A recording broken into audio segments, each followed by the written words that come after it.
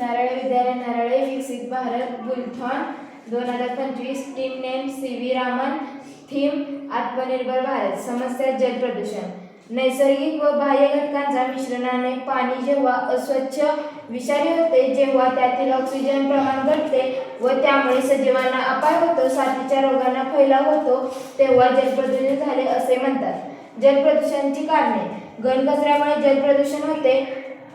मानवाच्या दररोजच्या कृतीतून जलप्रदूषण होते, जसे कपडे धुणे, सांडपाणी नदीत सोडणे, जमिनीवरील कृमी पावसाच्या पाण्यात वाहत जातात व त्यामुळे जलप्रदूषण होते।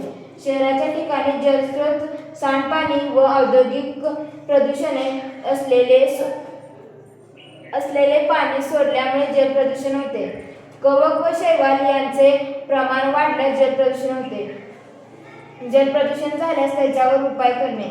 पाणी हे जीवन आहे, ते प्रदूषित करू नये याबद्दल इतरांना महत्त्व पटवून देणे।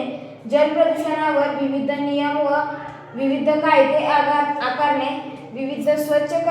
पाणी स्वच्छ करण्यासाठी विविध उपकरणांचा वापर केला पाहिजे। परिसरातील कचऱ्याची मानवाने योग्य विल्हेवाट लावल्यास जलप्रदूषण होणार नाही।